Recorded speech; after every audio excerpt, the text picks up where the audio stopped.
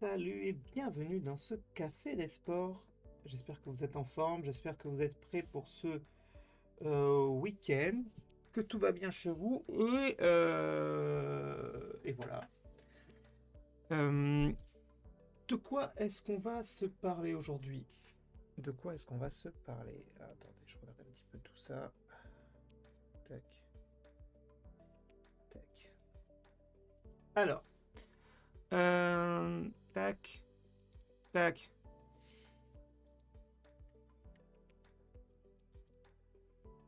Hop, c'est ça, non? Et ça. On va évidemment se parler de foot avec la journée de Ligue 1 qui va commencer. Évidemment, on va pas tout détailler, mais hier, il y avait un premier match, puisqu'on était vendredi soir.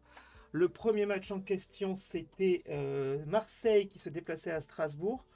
Peut-être pas le déplacement le plus, comment dire, le plus facile pour des Marseillais qui ont joué lundi et qui du coup rejouaient vendredi, donc avec quand même euh, moins de repos que ce qu'ont pu avoir les Strasbourgeois.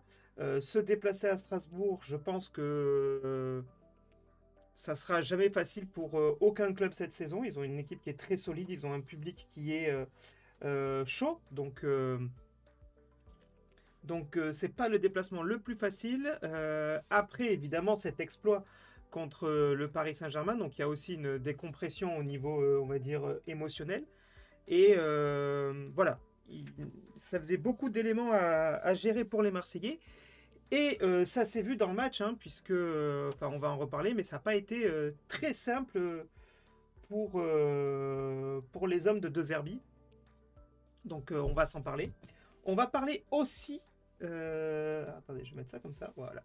On va aussi parler de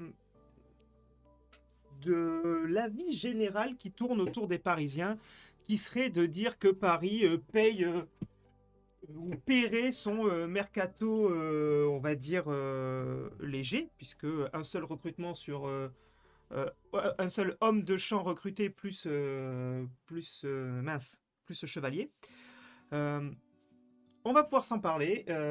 J'ai pas forcément le même avis que ce qu'on peut lire dans les médias en tout cas. Je me trompe sûrement, hein, mais voilà, on en discutera. On fera un petit focus, alors non pas sur l'entraîneur du Loup, mais plutôt sur une évolution dans la manière d'arbitrer en top 14. Alors voilà, on en parlera rapidement, mais c'est aussi pour encore souligner que c'est un sport qui, au niveau de l'arbitrage en tout cas, est en constante évolution et non pas que le foot n'évolue pas, hein. Il y a des mises à jour aussi sur les manières d'arbitrer dans le foot aussi régulièrement, faut pas non plus dire ce qu'il n'y a pas, mais voilà, là on va s'intéresser à une petite variation dans la manière d'arbitrer notamment les mêlées en top 14. Puis évidemment on ira regarder qu'est-ce qui va se passer ce week-end du côté de, je sais jamais, c'est Kigali je crois, voilà ça, au Rwanda. Puisque c'est les championnats du monde de cyclisme, on en a parlé en début de semaine avec les contre-la-montre qu'il y avait, notamment Paul Sexas qui a pas fait un énorme résultat, ni d'ailleurs Hermirail. Mais là, c'est la course en ligne et on va se parler d'abord des féminines et puis des hommes dimanche, où évidemment les chances de victoire sont pas forcément les mêmes entre l'équipe de France féminine pardon, et l'équipe de France masculine. Et puis, on terminera, s'il nous reste un petit peu de temps, sur un petit quart d'heure par... Ah sinon, il y a deux histoires. Première histoire, on se parlera de Charline Picon.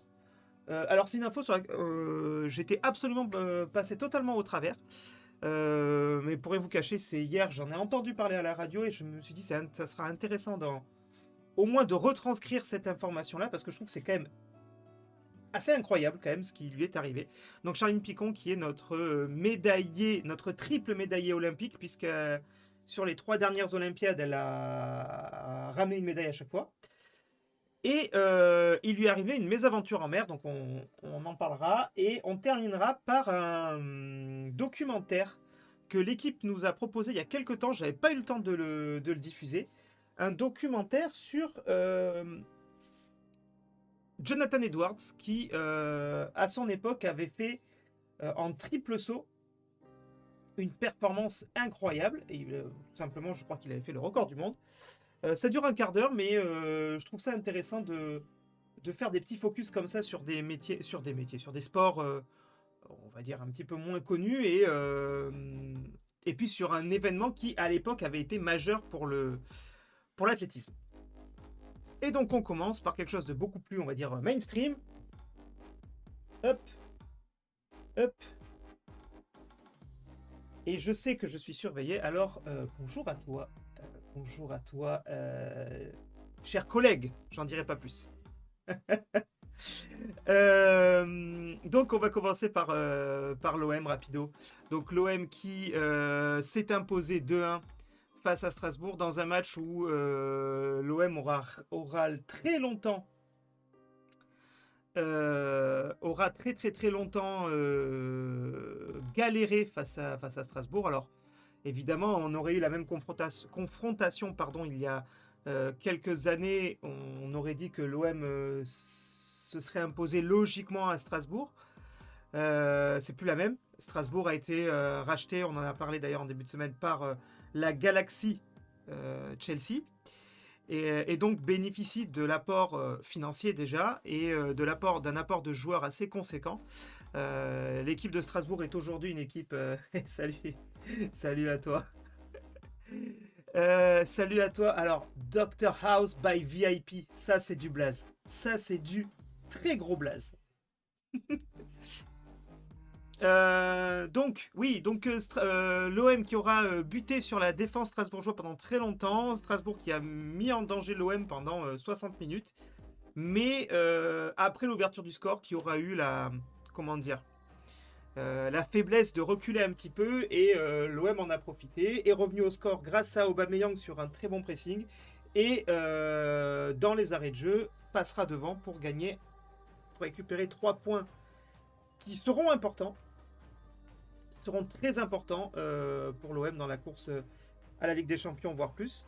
Donc si on fait un focus évidemment sur le classement, actuellement l'OM est premier de Ligue 1, mais avec un match d'avance sur tous ses concurrents, donc ça devrait bouger. Ça c'est la première information, pardon. Mais par contre, ce qu'on peut se dire, en tout cas, c'est que effectivement, l'OM vient peut-être de passer une semaine, fondatrice dans sa saison. Dans le sens où, et même plus qu'une semaine, on va dire 10 jours. Puisque si on prend le début, il y a eu ce match au Real Madrid, où l'OM... alors évidemment, hein, si on écoute les supporters marseillais, se serait fait voler à Madrid. Bon, l'OM s'est incliné 2-1 à Madrid en ayant ouvert le score et en ayant concédé 2 pénaltys. Factuellement, quand on a vu le match, Madrid n'a pas fait un très grand match, mais on sentait très bien qu'ils étaient 1 ou 2 crans au-dessus de Marseille. Après, factuellement, sur l'effet de jeu, si ça avait voulu sourire un petit peu à l'OM, ils auraient pu ramener au moins un point de Santiago Bernabéu.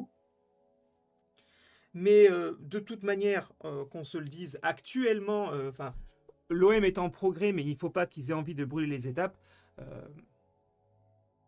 Battre le Real Madrid ne fait pas partie des éléments, totalement obligatoires pour que l'OM fasse une belle saison. Donc voilà, ils ont fait un très bon match à Madrid. Ça n'a pas été payé, mais c'est pas très grave. Derrière, ils ont enchaîné avec donc ce fameux classique qui a été décalé à lundi. Et comme on en a parlé en début de semaine, ils ont fait là encore un très grand match. Encore une fois, quand je dis faire un très grand match, ça ne veut pas forcément dire dominer l'adversaire. Mais là, on se parle déjà de Madrid et on se parle de Paris. Madrid qui est une équipe qui historiquement... Madrid qui est une équipe qui historiquement est au-dessus de l'OM, donc il faut prendre les étapes les unes après les autres. Paris qui est champion d'Europe en titre, Donc c'est deux équipes qui sont de toute manière positionnées au-dessus de Marseille. Et face à ces deux équipes-là, Marseille a tenu son rang, a fait des grands matchs et à Madrid n'a pas gagné, à Paris, enfin à Marseille contre Paris l'a emporté. Donc c'est pour moi c'est des étapes qui sont à valider dans le cursus de progrès de l'OM. Et donc il y avait ce match à Strasbourg qui n'est pas un match facile non plus. Marseille est mené au score 1-0 et aura eu les ressources pour, malgré ces 10 derniers jours qui auront été intenses, aura eu les ressources pour continuer à mettre de la pression, continuer à faire le jeu qu'ils font depuis le début. Et ça a payé sur une fin de match. Alors évidemment, il a fallu que Strasbourg baisse un peu de pied. Mais en tout cas, on peut donner du crédit à l'OM là-dessus. Et ça montre aussi des valeurs. C'est-à-dire qu'ils ont montré des valeurs techniques dans la construction de jeu, dans la volonté à vouloir faire du jeu, même face à des très grandes équipes. Là, c'est d'autres valeurs qu'ils ont montrées. C'est de l'abnégation et ce genre de choses-là. Donc, j'ai envie de dire que cette semaine-là peut être fondatrice si jamais ils arrivent à faire perdurer cette vibe-là. Et bravo à eux, en tout cas. Par contre, évidemment, c'est le problème avec l'OM, c'est les enflammades dans un sens ou dans l'autre. Il y a 3 semaines, les questions c'était est-ce que l'OM est en crise. Donc ne tombons pas dans le est-ce que l'OM peut être champion de Ligue 1 ou l'OM peut faire je sais pas quoi en Coupe d'Europe. Non, l'OM est en progrès, l'OM a fait un recrutement de grande qualité. L'OM est en train de montrer que avec ce recrutement-là, ils arrivent à produire et à faire des choses. C'est très bien. Maintenant, ne brûlons pas les étapes et laissons-les progresser tranquillement et nous montrer de quoi ils sont capables. Il y a encore 2-3 petits points d'accroche, notamment le fait qu'ils ne se sont pas encore fixés sur leur attaquant, Guiri, Aubameyang, Paixão, ils ont du monde, ils ont du monde qui peut se positionner à ce poste de 9, mais pour l'instant ils n'ont pas trouvé voilà, le numéro 9 qui sera indéboulonnable. Donc voilà, ne brûlons pas les étapes. Ne brûlons pas les étapes. Une fois qu'on s'est dit ça, on va tourner. Et en fait, c'est un peu la même chose. Là, on va se parler de Paris. Paris, c'est l'inverse. L'année dernière, Luis Enrique, Luis Campos, c'était des génies. Donc l'entraîneur et le directeur sportif de Paris, c'était des génies. Mais voilà, sans Mbappé, machin, ils ont réussi à faire une saison incroyable avec ce titre de champion d'Europe. Là, ça fait même pas 2 mois que le championnat a commencé. Et ça devrait être des idiots absolus par rapport à leur recrutement, qui a été très faible. Je suis pas d'accord. En fait, alors, il y a une vérité qui est que Paris a eu une saison extrêmement longue avec la saison qu'il y a eu, plus la Coupe du Monde des clubs, plus tout ça. Donc les joueurs ont fait beaucoup de matchs. En plus, ils sont allés au bout dans toutes les compétitions. Donc ils ont vraiment joué le nombre maximum de matchs qu'un joueur pouvait jouer la saison dernière. Paris a très peu recruté. Là, on est sur les faits avant d'essayer d'aller un petit peu plus loin. Paris a très peu recruté à l'intersaison puisqu'ils ont recruté un gardien pour remplacer un autre gardien. Donc c'est 1 pour 1 et puis c'est pas un poste qui est sujet à énormément de blessures ou en tout cas de fatigue. Et ils ont recruté un défenseur en plus. Mais sinon, c'est tout. Et donc, du coup, depuis le début de saison, on constate une cascade de blessés. On va les citer pour les principaux. On va citer Joao Neves, Barcola, Dembélé, Désiré Doué. Et là, il y a Marquinhos qui se rajoute à la liste. Donc, c'est que des titulaires en plus. Déjà, on ne se parle pas de blessures sur plusieurs mois. Typiquement, je crois que c'est Neves et Doué. Je ne sais pas si c'est ces deux-là. Mais ils sont déjà dans un process pour rejouer. Donc, ils auront été absents 2-3 semaines. Quoi.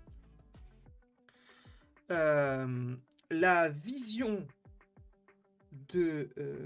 parce qu'en fait, ce que Paris aurait pu faire pour anticiper ça, c'est recruter peut-être 5 ou 6 joueurs pour faire du roulement, c'est ça qu'on leur reproche, c'est pas de ne pas avoir recruté des immenses joueurs, c'est de ne pas avoir recruté des joueurs pour les faire rentrer dans la rotation. Sauf que, en fait, ce qu'il faut avoir en tête, c'est que, et Luis Enrique l'a expliqué, c'est que Paris a une posture particulière parce que Paris, historiquement, depuis qu'ils ont été rachetés par le Qatar, surpaye les joueurs. Voilà. Donc, ils essayent petit à petit de faire descendre cette masse salariale et d'arrêter de surpayer. C'était une technique, attention, pardon, je fais une parenthèse, c'était quasiment obligatoire de faire ça quand le Qatar est arrivé, pour la simple et bonne raison que, au final, quel aurait été l'intérêt pour un joueur de renom de venir à Paris il y a 15 ans, quand il n'avait pas d'équipe, quand le projet était au tout début, si ce n'est le pognon en fait. Zlatan ne serait pas venu à Paris juste pour découvrir la France et Paris, quoi. S'il n'avait pas été payé un pont d'or. Pareil pour Neymar, pareil pour pas mal de stars qui sont passées par le Paris Saint-Germain. Sauf qu'évidemment, tu crées un standard et qu'après, les joueurs, quand ils viennent à Paris, ils savent que c'est la poule aux œufs d'or, donc ils demandent des salaires plus élevés que s'ils iraient ailleurs. Bon. Et Paris essaye de casser cette dynamique-là, petit à petit. Et c'est très bien. Un autre moyen aussi de casser cette dynamique-là, c'est d'arrêter de recruter des joueurs à foison qui jouent 5 matchs dans la saison et qui, de toute manière, sont contents. Ils sont sur le banc tous les week-ends, mais ils touchent leur salaire à la fin du mois. Donc, en fait, c'est assumé de dire on recrute ce qu'on a besoin. On arrête on arrête de dilapider l'oseille dans tous les sens. Personnellement, je trouve que c'est une bonne chose. Et encore une fois, quand on regarde avec justement la fameuse cascade de blessés qu'ils ont, quand on regarde l'équipe qui a été proposée par le Paris Saint-Germain contre l'OM lundi, factuellement, fallait vraiment que ce soit l'OM et fallait vraiment que ce soit et l'OM et des conditions particulières et à l'extérieur et avec de la fatigue pour que Paris perde un 0. Il faut aussi avoir en tête que factuellement Paris avec une équipe B ou 1 bis facilement 80% du field de la Ligue 1 si t'enlèves l'OM, Lille. Ouais, voilà. Si t'enlèves l'OM et Lille, quoi. Donc, bon, que vous dire? Moi, je pense que de toute manière, on est en début de saison. Si les blessés, c'est en début de saison, ça leur va très bien à Paris. Hein. Le but, encore une fois, Paris, le but, c'est qu'ils soient en forme en mars, pas en octobre. Ça sert à rien d'être en forme en octobre. Donc, si Marquinhos, il est un peu blessé, si Désiré Doué, il est un peu blessé maintenant, et que, voilà, ils prennent du repos pour se refaire une santé et tout ça, c'est pas grave. C'est pas grave. Et je vais même plus loin. Paris, même s'ils prennent 3 ou 6 ou 5 points de retard là, sur le début de saison, vous inquiétez pas, ils les rattraperont. Ils ont cette chance d'être dans un championnat de Ligue 1 qui, pour l'instant, on verra, peut-être que dans quelques années, on n'aura pas le même discours, mais actuellement, la différence qu'il y a entre Liverpool et Paris, c'est que Liverpool, tous les jours, en première ligue, dans le championnat anglais, ils doivent être à 100% parce qu'ils ont Arsenal, Chelsea, Manchester City, Manchester United, même s'ils sont moins bons actuellement, Newcastle, enfin voilà, ils ont une ribambelle d'équipes qui visent le titre. En Ligue 1, bon. Allez, il y a l'OM qui commence à se mettre au niveau, Lille qui essaie de faire des choses. Sinon, ils sont tranquilles. Donc, ils peuvent se permettre d'avoir une équipe, on va dire, un petit peu moins étoffée, parce qu'ils peuvent se permettre en Ligue 1 de faire tourner dans les grandes largeurs. Donc, pour moi, c'est pas un péché d'orgueil. Pour moi, c'est juste factuel, c'est juste objectif par rapport au niveau de Paris. Et surtout qu'il y a une dernière chose. Paris, ils ont un centre de formation. Donc, à un moment donné, les Mayoulou et compagnie... ça fait quand même 15 ans que Paris, tous les jeunes de Paris, jusqu'à ce que Zahir Emery explose, mais sinon tous les jeunes de Paris, ils sont partis exploser ailleurs. avec l'exemple Coman qui est le plus connu, mais mais il y a un moment donné, en fait, où Paris, ils ont aussi un centre de formation, et tu dois te servir de ce centre de formation pour pouvoir faire tourner un petit peu. Moi, je serais très content que Mayoulou prenne pas mal de temps de jeu en Ligue 1. Voilà. La marche Ligue des Champions, elle est peut-être actuellement trop haute pour lui, mais peut-être que dans 6 mois, avec je ne sais combien de matchs derrière lui de Ligue 1, peut-être que ça vaudra le coup. Pareil, Zaïre Emery, en fait, quand on y réfléchit, Zaïre Emery, euh, voilà, il est issu de son formation. C'est peut-être pas la immense pépite euh, qu'on pouvait attendre, mais en tout cas, Zaïre Emery, issu du centre de formation, pour aller jouer à Lorient, à Brest, ou je sais pas où, ça va très bien. Alors, le problème de Zaïre Emery, c'est que, bon, on pourrait en parler, c'est que il a fait une énorme saison et que derrière, il a négocié un contrat qui était colossal. Mais voilà, il y a Zaïre Emery, voilà, il n'y avait pas besoin de recruter, il était là dans le centre de formation, donc il y en a sûrement d'autres, des joueurs comme ça. Donc pour moi, pas d'inquiétude non plus pour Paris actuellement, pour faire simple. On tourne un petit peu, et quelle heure il est? Celui-là, on va se le garder sous le coude, parce que c'est un petit peu long à expliquer, et que je suis pas sûr d'avoir le temps de tout vous parler. On va parler directement de vélo. Comme dirait Caraï qui est pas là aujourd'hui, sport de pédale, évidemment, attention. C'est pas moi qui le dis, c'est Caraï. Et c'est une blague surtout. Mais pour être plus sérieux, 2 secondes. Donc,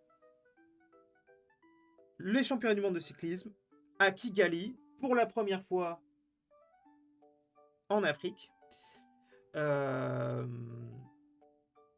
avec donc la course en ligne féminine aujourd'hui, la course en ligne homme demain. Il y a eu d'abord toutes les autres épreuves. Il y a eu les épreuves de contre-la-montre, il y a eu les épreuves espoir, il y a eu les épreuves par équipe mixte, etc. Là, on est sur le main event, les deux courses en ligne hommes et femmes. Avec pour les équipes de France respectives, pas les mêmes perspectives, puisque quand on regarde l'équipe de France féminine, ben, il y a de très grandes chances qu'il y ait au moins un podium. Je pense que s'il n'y a pas podium, ce sera des championnats ratés pour l'équipe de France, côté femmes, pour la bonne raison qu'on a l'immense favori en la qualité de Pauline Ferrand-Prévot. On a vu ce qu'elle a fait sur Paris-Roubaix, on a vu ce qu'elle a fait sur le Tour de France Femmes.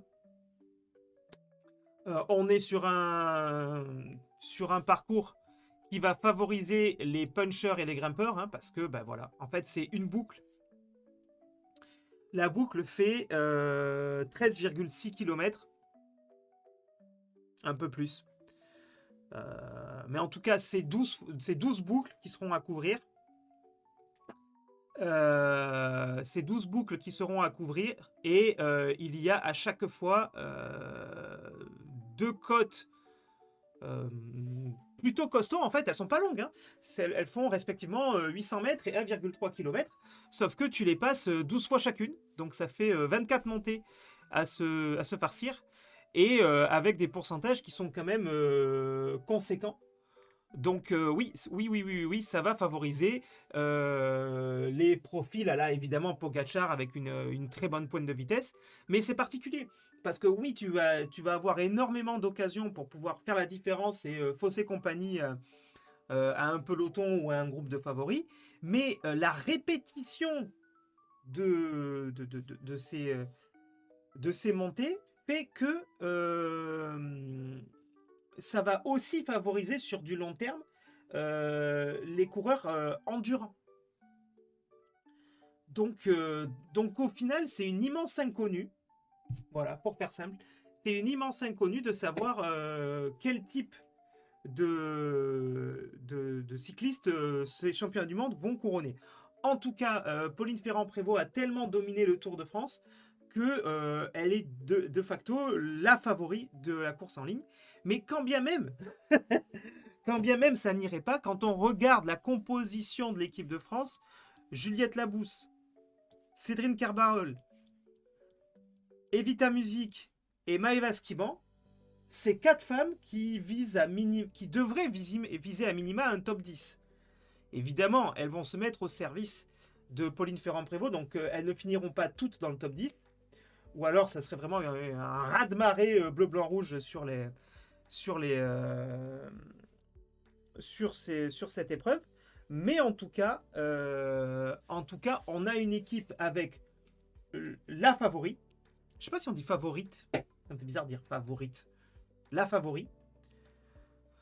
Et on a très probablement l'équipe la plus complète derrière elle. Donc, il n'y a pas de raison. Si, il peut y avoir un million de raisons. Une course, c'est toujours incertain. Il peut y avoir un coup de génie d'une autre concurrente. Il peut y avoir problème mécanique. Il peut y avoir une méforme pas en forme le jour J. Donc, il peut y avoir 1000 choses qui font que ça ne le fasse pas. Mais en tout cas, sur le papier, on a la meilleure chance de victoire dans ces championnats du monde, ce qui ne serait pas la première fois pour Pauline Ferrand-Prévot. Elle a déjà été championne du monde sur route. Donc elle pourrait le devenir une fois de plus, en tout cas. Donc ça va être aujourd'hui. Et par contre, je n'ai plus l'heure. À quelle heure c'est? Bref, c'est cet après-midi, quoi, hein, comme d'habitude. Comme d'habitude. Quand on dézoome un petit peu et quand on se parle de l'équipe masculine, alors sur le papier, on a une équipe très consistante quand même. Il faut dire ce qui est. Je vais vous la retrouver rapido. Équipe de France cyclisme 2025. La liste de Thomas Voeckler pour les mondiaux décryptés. Voilà, parfait. Donc.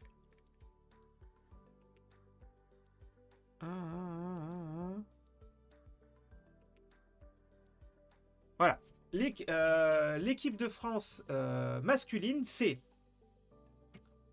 Julien Lafilippe, Louis Barré, Julien Bernard, Jordan Gégat, Valentin Madouas, Valentin Paré-Peintre, Paul Sexas et Pavel Sivakov. Évidemment, dans cette sélection ne figure pas Kevin Vauquelin pour la bonne raison qu'il est blessé. Mais si Kevin Vauquelin avait été là, alors je ne sais pas qui aurait laissé sa place, mais Vauquelin aurait été présent. Globalement, dans ces gars-là, c'est que des mecs qui sont taillés pour ce type de course. À part, alors je vais mettre Louis Barré et Julien Bernard. Alors Louis Barré, j'ai moins d'avis sur la personne. Je connais pas assez ce coureur, c'est un jeune. Hein. Julien Bernard, en l'occurrence, lui, c'est un rouleur, donc il est clairement là pour imposer un rythme à un moment donné. Selon la dynamique de course, il va être là pour clairement se sacrifier, se mettre à la planche pour tel ou tel coureur. Clairement, ça va être son utilité en tout cas.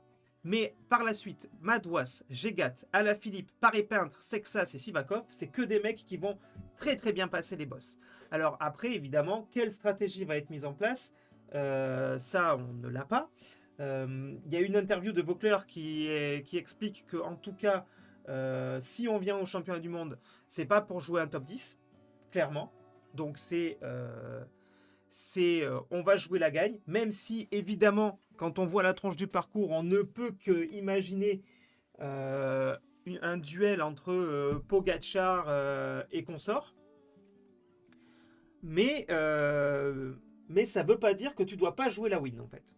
C'est ça que ça veut dire. Ça veut dire que même si tu as 0,0001% de chance d'être champion du monde, en tout cas c'est le discours de Vaucler, il préfère jouer cette chance à fond, quitte à finir premier français 15e, plutôt que de se dire on va jouer un top 10 et sans venir embêter Pogacar. Voilà. C'est la vision de Vaucler. Donc on verra ce qui va se passer. Évidemment, il y a peu de chances qu'on ait un Français champion du monde dimanche. Mais en tout cas, même s'il y a peu de chances, elle sera jouée à fond. Et ça, on peut faire confiance aux sélectionneurs français qui, en fait, depuis qu'il a pris les rênes de la sélection, évidemment a bénéficié d'une génération, on va dire, plus intéressante que celle d'avant. Voilà, il y a eu, sous Vaucler, il y a eu 2 champions du monde, enfin 2 fois un champion du monde français, c'était 2 fois Alaphilippe, et évidemment, il a bénéficié du fait qu'Alaphilippe, à ce moment-là, était très probablement le meilleur puncher du plateau. Mais au-delà de ça, au-delà de ça, l'équipe de France a toujours joué la gagne, et il y a eu des années où ils se sont plantés, où il n'y a eu personne dans le top 10. Mais, et je peux comprendre, parce que clairement, ce qui compte dans une course comme ça, c'est celui qui gagne. Celui qui a fini deuxième, troisième ou dixième, en fait, ça restera pas dans les livres d'histoire. Ce qui compte, c'est avoir le maillot distinctif. Donc, donc voilà, donc à suivre. Ça, c'est dimanche après-midi. L'équipe de France, elle a fière allure, clairement. Si l'équipe de France doit avoir un avantage, c'est que je pense que hormis à être dans le secret des stratégies, on ne peut pas savoir quelle carte sera jouée. La preuve en est, c'est qu'aux Jeux Olympiques, c'est Valentin Madoise qui fait deuxième derrière Van Aert, et personne n'aurait mis un copec sur le fait que ce soit Madoise qui soit le premier français. Et au final, c'est un peu la même chose. C'est-à-dire que oui, évidemment, on peut se dire Alaphilippe, c'est celui qui a peut-être les meilleures qualités de finisseur. Mais entre Alaphilippe, Gégat, Sexa, Sivakov, Paripent, qui a gagné une super étape cet été sur le Tour de France, au final, tu sais pas. Tu ne sais pas, tu ne peux pas savoir. Et c'est peut-être là le danger de l'équipe de France, c'est que comparé à l'équipe de Slovénie où tu sais que s'il y a un mec à surveiller, c'est Pogacar, l'équipe de France, tu sais pas qui surveiller. Tu vas vite savoir parce qu'il y a peut-être des gens qui vont vite sauter, des gens qui vont se mettre à la planche pour les autres. Mais en début de course, tu peux pas savoir quelle est la stratégie de l'équipe de France. Donc voilà, voilà ce qu'on peut se dire. On va terminer avec l'histoire de... Et alors là, ça c'est l'histoire machine à café du lundi matin. Tu sais, à raconter pour faire le malin, pour dire hey, j'ai entendu parler d'un truc. Voilà. Est-ce que tu connais Caroline Pichon? Donc déjà, Caroline Pichon, c'est qui? Caroline Pichon, alors je vais vous montrer c'est qui. Ah oui, je peux pas le faire depuis là, c'est vrai, ça a planté. On va le faire depuis là. Et depuis... Donc c'est normal, vous avez un écran noir, tout est sous contrôle.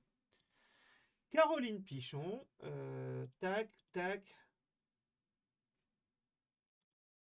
tac, tac. Caroline Pichon, l'année dernière aux Jeux Olympiques, vous allez voir qui c'est. Donc c'était, pour remettre un peu de contexte, Caroline Pichon, c'est une skipper qui faisait du bateau à voile. Elle a gagné 3 médailles olympiques depuis c'était quoi 2016 Rio, elle a fait Rio, Tokyo et Paris. À chaque fois médaillée. Alors je crois qu'il y a une médaille d'or et 2 médailles de bronze, ou médaille d'or, médaille d'argent, médaille de bronze. J'ai plus la couleur des métaux. Et donc, en tout cas, sur ces derniers Jeux Olympiques, puisqu'elle a pris sa retraite olympique, elle était sur un format de bateau à voile où tu es en duo dessus. Et donc, c'est des courses où il y a plusieurs courses. Il y a je ne sais pas combien de courses, il y en a 5 ou 6. Tu marques des points à l'arrivée de chaque course. Et en fait, c'est un classement général. C'est celle qui finit première, l'équipage qui finit première au classement général qui remporte la médaille, etc. Et donc, il s'est passé un truc assez incroyable sur l'arrivée de la dernière course sur les JO de Paris. C'était que l'équipage néerlandais était favori. L'équipage néerlandais va finir première. Sauf qu'en fait, elles vont se planter de trajectoire. Elles vont louper une porte. Et donc, du coup, elles vont, même si elles vont finir première, elles vont être déclassées parce qu'elles n'auront pas suivi le bon parcours. Et c'est l'équipe de France qui va récupérer la médaille de bronze. Elles ont réussi. Donc, après, elles ont Odile Van Anolt et Annette Duetz, championne olympique de 49er FX. Mais non, c'est pas ça. C'est pas ça. Elles se sont trompées de parcours. C'était LR2. Ah. C'est pas du tout ça. Mais non, mais c'est un désastre. Elles sont passées du mauvais côté. Il fallait qu'elles passent dans la porte. Il fallait qu'elles passent dans la porte et qu'elles aillent sur l'arrivée. Et là, il faut qu'elles arrivent. Donc là, ça, c'est l'équipement néerlandais. Hein. L'équipage néerlandais. C'est la Suédoise. C'est la Suédoise, mais la Française, elle est passée combien avec cette histoire? 2, 3, 4, elle est passée cinquième. Alors là, il faut refaire tous les calculs. Il faut refaire tous les calculs parce que les Hollandaises, là, du coup, elles sont complètement distancées. Les Suédoises vont être un point devant devant les Françaises, si elle termine 5e, donc ça sera les Suédoises. Médaille d'or, et pour l'instant, nos Françaises. Pour l'instant, 5, les Néo-Zélandaises 5e, les Néerlandaises sont passées. Les Néerlandaises sont passées en 4. Non, mais elles sont pas passées dans la porte. Il faut revoir le finish, mais donc je pense pas qu'elles soient passées dans la porte. Donc en tout cas, ce qui est sûr. Voilà, donc là c'est Charline Picon. Et j'ai plus le nom de sa coéquipière, mais en tout cas, voilà, c'est elle. Donc elle là, pardon. C'est elle, donc elle remporte la médaille de bronze. Alors les commentateurs ils sont un peu perdus parce qu'évidemment il fallait refaire tous les calculs avec l'équipage néerlandais. Elles finissent 3e du coup de la compétition et remporte la médaille de bronze, qui fait 3 médailles sur 3 pour Charline Picon. Donc c'est voilà, et on l'a connue parce que à l'arrivée, au final, à l'arrivée de la remise des médailles et tout ça, en fait, il y a son mari qui lui a fait sa demande en mariage. C'était passé un petit peu sur les réseaux, tout ça. Donc Charline Picon, c'est elle. Charline Picon, on n'en entendait plus parler depuis un an. Elle a pris elle vient de prendre sa retraite en plus, et elle a décidé. Je vais remettre en grand. Elle a décidé de se faire une petite année en fait à partir en bateau avec son futur mari du coup et sa fille Lou qui a, je ne sais pas quel âge elle a, elle doit avoir 7-8 ans, on va la voir sur la vidéo rapidement.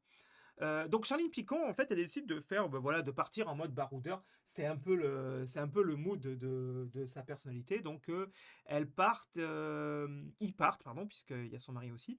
Ils partent du côté, je sais pas où, du côté de Tahiti, mais en tout cas dans un endroit vraiment perdu au milieu de l'océan. Ils partent avec un bateau qui leur appartienne et tout ça. Et il va leur arriver un truc. C'est que, donc son mari, j'imagine, s'y connaît un petit peu en bateau, mais c'est quand même elle, la patronne, quoi. Sauf qu'évidemment, il faut bien qu'elle dorme. Donc ils font des tours de garde sur leur catamaran. Donc c'est quand même un bateau assez gros, on le verra. Et bien en fait, pendant la nuit, ils vont heurter ce qu'on appelle un ovni. Je ne connaissais pas le terme, un ovni. Donc c'est comme ovni, mais avec un F. Un ovni, c'est un objet flottant non identifié. Et bonjour, bienvenue dans le scénario Titanic, sur un bateau plus petit. Mais donc évidemment, le bateau va prendre l'eau. Vu que c'est en pleine nuit, ils vont mettre du temps à s'en rendre compte. Ils vont pas être capables. Ils vont tout d'abord essayer de réparer ce qu'ils appellent la voie d'eau, donc le trou dans le bateau concrètement. Ils ne vont pas réussir. Et donc le bateau va commencer à prendre l'eau. Ils vont alors réveiller leur fille. Et alors qu'ils sont dans un immense stress, puisqu'il faut comprendre qu'ils sont ils sont quasiment sur le point, enfin ils sont pas au point Nemo, le point Nemo est pas du tout là, mais c'est dans la même idée, c'est-à-dire ils sont au milieu de l'océan, mais à des centaines et des centaines de kilomètres de la moindre terre. Donc ils vont dans un premier temps lancer des appels radio, donc des Mayday. À Mayday, concrètement, hein, tu lances un appel radio à toutes les zones environnantes pour dire on est en train de couler, et pas de réponse. Donc la procédure quand c'est comme ça, c'est que tu sors le canot de sauvetage et tu déclenches une balise. Alors ce qu'elle a expliqué dans l'interview que j'ai entendue, c'est qu'elle a déclenché une balise, mais c'est une balise, on va dire d'ancienne génération. Donc j'imagine que c'est une balise qui émet un signal en perma, en mode on est en train de couler. Sauf que c'est pas comme ton téléphone, t'as pas d'accusé de réception, quoi. Les nouvelles balises, t'en as un accusé de réception. Là, t'en as pas. Donc en fait, tu envoies ton signal, mais tu ne sais pas s'il y a des gens qui ont reçu ton message. Et donc ils vont prendre les affaires principales, ils vont partir sur un radeau, et puis ils vont attendre. Voilà. Et donc, une fois que je vous ai mis le contexte, voici les images que Charline Picon a prises quand même, malgré le stress, parce que clairement, ce qu'elle expliquait, c'est que temps de survie sur... Alors, la chance qu'ils ont eue, c'est que la mer n'était pas trop déchaînée, mais sinon, temps de survie sur un radeau comme ça, c'est 48 heures, quoi. 48-72 heures max. On est en train de... grosse voie d'eau. Fin du voyage. On est triste. On espère, les secours n'ont pas répondu. On espère que ça va... Qu'ils vont nous... On est 3h du matin. 3h ? Ouais. On a préparé nos sacs. On part en mode survie. Punaise. On sent quand même qu'il y a des silences où ça parle pas, quoi. Et évidemment, ils peuvent pas paniquer parce qu'ils ont une gamine de 8 ans ou 9 ans avec eux, donc ils peuvent pas se permettre de paniquer, mais on sent dans les silences qu'il y a de la tension. Et puis, comment tu te sens, Malou?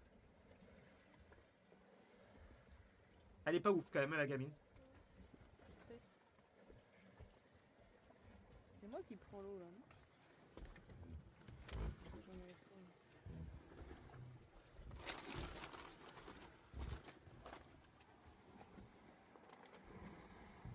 Pas serein, le monsieur, hein.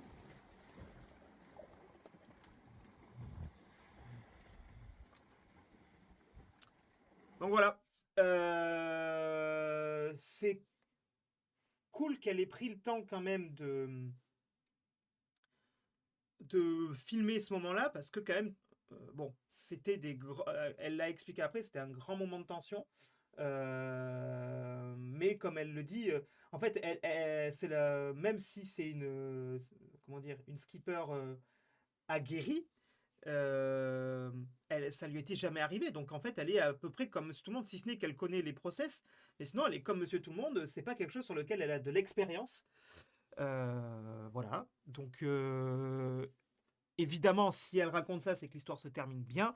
Que il y a eu, alors elle l'a expliqué qui c'était, mais j'ai pas très bien compris. Elle parle de la marine, mais je sais pas si c'est la marine française ou si c'est la marine d'un pays limitrophe, mais en tout cas qui va capter leur signal sur la base de détresse, qui vont envoyer des avions survoler la zone, qui vont repérer le radeau de survie, qui est pas très grand, hein, le radeau de survie de Charline Picon et de sa famille, et qui vont envoyer des bateaux pour venir les récupérer, au bout de 6 heures quand même.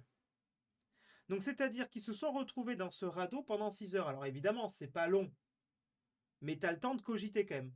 Parce que 6 heures, enfin, 6 heures à attendre, tu te dis s'il faut, il n'y aura jamais personne, quoi. Et il faut pas paniquer. Donc voilà, c'est une vie différente, hein, quand même, hein. C'est un autre monde. C'est un autre monde, c'est un autre monde. Ça, c'est sûr et certain. Moi, je ne sais pas comment j'aurais réagi dans une situation comme ça. Déjà, je ne me serais pas retrouvé dans une situation comme ça parce que je ne me serais pas retrouvé dans un bateau au milieu de l'océan, c'est sûr et certain. Mais ouais, quoi. C'est là où tu te dis qu'il y a des gens qui ont pas la même vie, quoi. Qui ont pas la même vie. Tac, tac, tac, tac, tac. Qu'est-ce que je voulais dire d'autre? Non. Non, bah c'est à peu près tout. Est-ce qu'on se le fait? J'ai un petit quart d'heure encore. Allez, on va le faire. On va le faire. On va terminer avec un reportage. Je vais remettre... je vais le mettre sur mon truc YouTube. Ça sera plus simple. Hop, YouTube. Tac. L'équipe Explore. Tac. Donc, Jonathan Edwards. Pour expliquer ce que c'est que le triple saut. Yeah, the first time, yeah.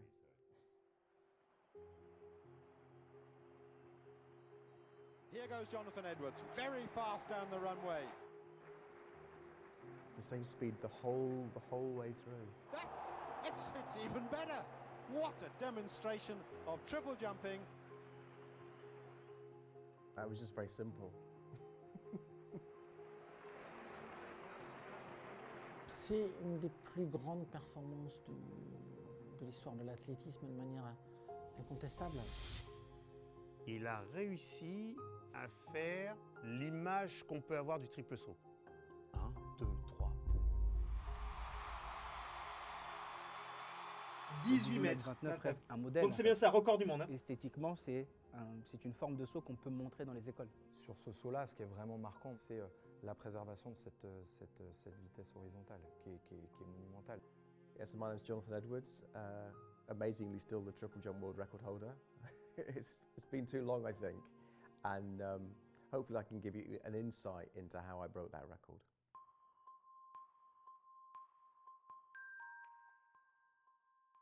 Ben, soyons clairs, avant 1995, à part les Anglais, personne ne connaissait Jonathan Edwards, ou presque. Hein.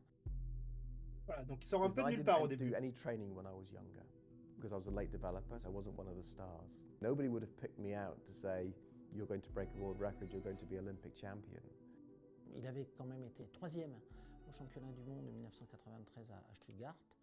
Une belle perf, mais il avait un record aux alentours de 17,50, un peu inférieur, je crois. Il a un pris bon triple sauteur. Ok, mais rien d'extraordinaire. presque un mètre, Il il me lui a semble mis. qu'en 94, il participe au championnat d'Europe et je suis devant lui, je fais deuxième, moi, derrière le russe Kapustin. I had a very bad 1994 and I had a virus and then I had post-viral syndrome. À côté de ça, il s'entraîne. Il a travaillé sa technique, il a travaillé son physique, quand la maladie, la mononucléose le lui a permis. Là où vraiment il explose, c'est à Villeneuve d'Ascq. Il réalise 2 sauts phénoménaux. Lui-même, je crois, dit que c'est les plus beaux de sa carrière. Il retombe à 18,43 m avec trop de vent. Oh là là! J'étais en tribune, on a regardé ça, on s'est dit, oh là, c'est pas possible, il y a quelque chose qui cloche. Pour obtenir des 18,43. variations de performance dans des temps aussi courts, c'est peu probable que ce soit lié à une évolution de ses capacités physiques. Par contre, en modifiant une technique, c'est moins coûteux à faire. En 95, il est parti s'entraîner aux États-Unis et je pense que sa vision de l'entraînement a changé énormément de choses. But I also changed my technique in 95 and that made a huge difference to me. On s'attend à des sauteurs qui rebondissent, un peu comme le style. Teddy Tamgo, c'est marqué de manière champion du monde du triple saut. C'était, je me souviens l'avoir vu, c'était incroyable. Le pauvre, après, s'est énormément blessé. Il n'a jamais réussi à rebondir. C'est le sujet du Cubain. Voilà. Et on a une personne qui est vraiment rasante et qui bat tout le monde. You can be the best jumper in the world, but if you've got no speed when you get to your final phase, that jump phase, it doesn't matter, you can't go very far. You have to be fast, oui. you have to be strong, but you also have to be able to have a technical package. C'est vrai que comparé à d'autres sports, je prends l'exemple du 100 mètres, le 100 mètres, à 99%, c'est que de la vitesse. Que de la vitesse. Tu t'entraînes énormément. Bon, tu as le départ. Tu as le départ où tu as un peu de technique et tu as ce truc-là de savoir remonter ton corps au bon moment. Il y a quand même un aspect un peu technique. Mais globalement, c'est quand même, tu travailles que ta vitesse. Alors que là, quand même, les épreuves de saut, que ce soit le triple saut, que ce soit le saut en hauteur ou que ce soit même le saut à la perche, tu as quand même plusieurs phases dans ton saut, c'est le cas de le dire, et du coup, c'est des muscles et des éléments très différents à travailler à chaque fois. Lui, on avait vraiment l'impression du saut ricochet, quoi. Jonathan Edwards, c'était très linéaire, très à plat, avec énormément de vitesse. Voilà, tout droit, quoi. C'est vrai que ça ressemble pas au saut qu'on a l'habitude de voir. All the competitors in that competition were just looking and thinking, what on earth has he done? And then, of course, after that competition, the question was only, how long is it going to take for me to break the world record? Oui, quand tu fais 18,43, tu sais que ton record, tu vas le taper. On découvre et on se dit, bon, voilà, maintenant, les 18 mètres, il va les battre. Ce serait chouette qu'il attende Göteborg pour le faire. Et ouais. On est le 7 août 1995 à Göteborg, au championnat du monde. So I was very scared. Everybody expected me to win. Everybody expected me to break the world record. I'd never been in that position before at the World Championships. So I was very aware I had a target on my back. Et on voit mal les headlight. Lorsque vous êtes dans un grand événement, vous avez un stade, 50 000 personnes, et ben le sautoir il devient tout de suite étroit. Vous avez l'impression d'être tout petit. Vous avez l'impression d'être enfermé, en fait, tout simplement, dans une petite boîte.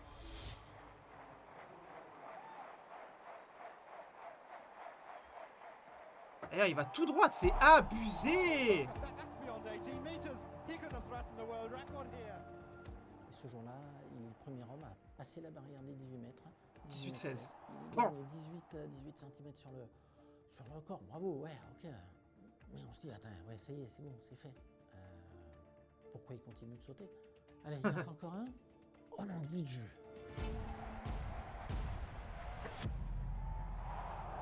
Second round of the triple jump now. Jonathan Edwards, well. Enfin, deuxième essai, hein. I think on the run-up, Si, on voit, c'est bon. quicker than anybody. Je vais remettre ma And tête. certainly the speed that I carried through the board was better than anybody. There might have been people Alors. who were quicker over 100 meters. Il arrive plus vite. Probably nobody quicker out of blocks than me, I would say, for 30 meters. Ok. De nous tous, hein, sur les 10 derniers mètres par rapport à la planche, c'était le plus rapide, Voilà. tout simplement. Donc déjà, voilà. I experimented with a slightly different run-up, but essentially 18 strides. It was dictated by my physical attributes. You know, I'd sprint hard, come up, a couple of steps to settle, then take off. C'est un peu comme au tennis, au moment où on s'approche de la balle, une phase d'ajustement qui permet aussi de réguler la manière dont l'impulsion va être prise. I talked to Willie Banks about this, who held the world record before me. And his theory was to jump off your weak foot because the biggest jump was the last one. You wanted to do that off your strong foot. What I've always wondered about is that I'm naturally right-footed, but I take off on my left. Il ne prend pas pleinement la planche. Il est en entrée de planche. Donc on peut considérer, on va dire, avec 5 cm de marge, qu'il pouvait gagner autour de 8 cm sur le saut. Allez.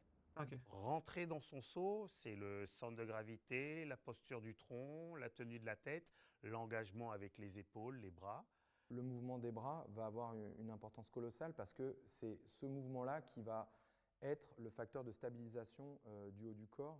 Ouais. Et l'équilibre, c'est un des facteurs de performance monumental dans le triple saut. It was really Connolly. It was looking at Connolly jump. On a tous Ouais. essayé de copier Mike Conley, qui était l'un des pionniers de la discipline. And I was always a great fan of Mike Connolly. I think I jump most like him, I'll copy him. And I just looked at his technique and he used this double arm technique. And I felt that would get me in a Ok. better Les deux position bras pareils. balance-wise. Je me souviens que Jonathan Edwards, quand je l'ai connu, il était en bras alternés et qu'il s'était rendu compte que ce n'était pas assez efficace. C'est pourquoi il avait justement switché en bras simultanés. So my technique involved running alternate arms. On se rend pas compte de tout ça, hein. Parce que nous, on se dit triple saut, bah vas-y, tu cours et tu fais un pas, deux pas, trois pas, et puis voilà. Non, il y a une technique, voilà, et donc il y a une technique bras alternés, bras dissociés, et on se rend compte qu'en fait, selon comment dire, la posture du gars, eh ben, il y a des mecs qui vont être plus à l'aise d'une manière ou d'une autre, pied fort, pied faible, tout ça. Putain. Sprinting off the board and then changing from alternate arms to double arms. Le fait de bouger les bras, ça doit met pas aussi être facile de l'ensemble changer du sa corps technique en de tension, saut. comme un élastique, c'est-à-dire le fait de mettre le tronc en tension, ça contribue à sa rigidité. Le travail de bras l'a vraiment aidé à s'alléger justement dans ses sauts et optimiser justement le contact au sol. Lors de la réception du premier saut, ce qu'on appelle le hop, il va y avoir des contraintes phénoménales au niveau de la jambe d'appui, puisqu'il réutilise la même jambe d'appui lors de l'impulsion pour le deuxième saut. D'accord. Au moment de cette réception, ils vont supporter jusqu'à 10 fois leur poids.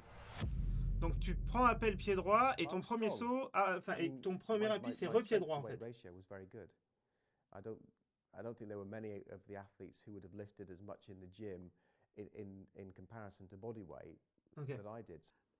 Il paraissait tellement normal, Jonathan Edwards, mais il était tellement impressionnant. Ce qui est important, c'est la qualité intrinsèque du muscle, du renvoi du tendon, de l'élasticité. En fait, la force, elle dépend de facteurs morphologiques, le volume des muscles, mais elle dépend aussi de facteurs nerveux, de notre capacité à aller mobiliser nos fibres musculaires, ce qu'on appelle nos unités motrices. Quand le pied touche le sol, il faut que le bassin continue d'avancer sur l'appui grâce à la vitesse. C'est une action du pied qui est extrêmement rapide, puissante, intelligente. Alors lorsqu'on regarde ces appuis, ce qui est marquant, c'est la durée de ces appuis, qui est relativement courte. Mais ouais, mais tout fait. L'impression d'un tout est fait très écrasement vite. au sol qui est moindre Ouais. que chez d'autres athlètes. Ouais. I never found it massively traumatic. I was light when I jumped, and I had this sort of rebounding action, which is maybe slightly different from how most people jump. Ouais. L'image qu'on pouvait en avoir, c'était, bon, ben, il continue à courir. Ouais. À part qu'il fait des, C'est ça, en fait, j'allais dire ça. des foulées de 200 Waouh. mètres et qui s'élève légèrement au-dessus du sol. There was just a fraction of a second in the step where I just I had to hold myself before I hit the ground. Celui-là, il est long, celui-là. So much I was flying that time stopped because I just had to wait before I did my landing. Il arrive avec une telle vitesse à la réception de son deuxième bond. Ouais, c'est C'est abusé. vraiment le saut où la conservation de vitesse se voit du début à la fin. Oh là là. Et au moment du jump, T'imagines, la il est demande, déjà c'est de presque au niveau du régénérer bout du le sautoir. l'angle d'envol. Souvent, on est au-delà des 20 degrés au moment de cette dernière impulsion. Ouais, mais, Ce qui est supérieur aux angles d'envol des deux premiers sauts. mais là, au Et final, puis, t'es il y a tellement un autre rapide que facteur t'as dont pas on besoin. parle pas beaucoup, c'est la réception à la fin du jump qui est fondamentale. Et ouais, parce qu'en fait, les fesses touchent pas, quoi, quasiment. Land almost like with Eh ouais. 2 feet, and then I get up. It's a very different landing. My landing was dictated by the position of my body. So the idea of putting your legs way out in front of you, hitting the sand, and then bringing your backside around to the side is the obvious way to do it because you don't want to leave an imprint with your backside. Jonathan Edwards n'a pas cette faculté de ramener, on va dire, de manière conventionnelle. Ça lui coûtera plus d'énergie qu'une autre personne si on lui demande de le faire. Il atterrit sur les genoux, presque à l'arrivée. Donc effectivement, si on était encore sur du tartan, probablement qu'il aurait été capable de faire un quatrième saut assez remarquable, mais on ne le saura jamais. Je me souviens des acclamations lorsqu'il retombe dans le bac. Ça fait un C'est abusé, énorme. quand même. Déjà, c'était fort. Oui, ça prend trip, effectivement, ça prend trip. J'ai dû me dire, il va être loin à chercher ce record du monde. Pour moi, c'est la tête d'un gamin qui ouvre son cadeau de Noël. 18-29. One of the things I remember when I was younger at school, the moment when you had a good jump and they pulled out the tape measure. Et c'est vrai, quand on regarde le triple saut, des fois, il y en a certains, on a l'impression vraiment que les impacts sont durs sur le sol. Et en fait, c'est là où il fait toute la différence, quoi. I just knew it was a better jump. Il vient juste d'arriver. Et on se dit, bon, 18-29, ouais, où c'est qu'il va aller? Est-ce qu'il va faire les 18-50 dans 1 an, 2 ans, 3 ans? 18,50 m, oui, je pense que c'est faisable. Mais est-ce qu'il avait les capacités physiques de le faire? Oui, je pense que oui. Puis s'arrêter là, bon, il y a des explications. Il y a le fait que c'était une année exceptionnelle. Voilà. Une forme, des conditions qu'il n'a jamais retrouvées. Puis il avait 28 ans. Il était peut-être au sommet de son physique à cet âge-là. Maybe in 95, there was a perfect mix of technique and speed and power and speed and strength. That in future years, when I thought I was in better shape, I just wasn't able to put it together technically. I was maybe too fast or too strong for what I wanted Ouais, to c'est do. le... Comment dire? Pourquoi personne n'a battu ce record? C'est le mélange des deux, en Les fait. sauteurs ont beaucoup parlé sur le fait qu'ils sont capables de battre le record du monde. Mais je pense qu'ils en avaient peur, inconsciemment. C'est une distance qui a été sautée, entre guillemets, que par une personne.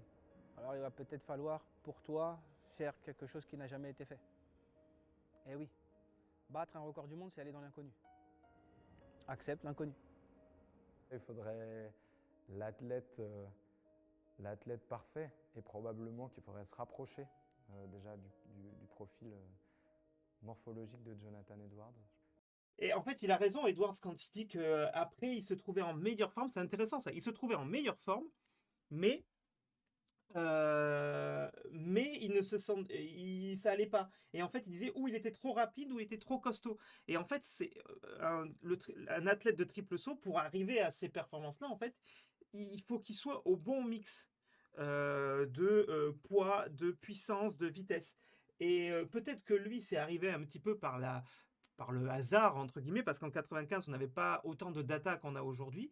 Mais par contre, moi, je pense qu'un jour, ça arrivera, qu'on ait un athlète capable de battre, parce qu'aujourd'hui, alors on va dire que c'est bien ou pas bien, c'est pas le propos de ce truc-là, mais aujourd'hui, je pense qu'on va être capable de dire, pour être performant en triple saut, il faut faire telle taille, il faut faire tel poids, telle puissance, telle vitesse, envoyer telle quantité de watts sur le premier appui, telle quantité de watts sur le second. Et alors, voilà, ça sera peut-être un petit peu plus robotisé ou stéréotypé, mais je pense que oui, c'est typiquement un record qui, en tout cas, dont on se rapprochera. Je suis persuadé qu'il y a possibilité de créer un Jonathan Edwards plus performant. Ça peut encore arriver, puis je le souhaite pour la discipline, hein. Il a 30 ans, hein, ce record quand même. Ouais, ça commence à faire. You know, being a 59-year-old man now who's got creaky bones and everything aches. Bah ouais. It's lovely to look back at a time when I was in such C'est great shape. traumatisant, hein, ces sports comme ça. It's like another world. I'm really surprised nobody's beaten the record. For sure I'd be sad if it's broken. I mean, it is part of who I am.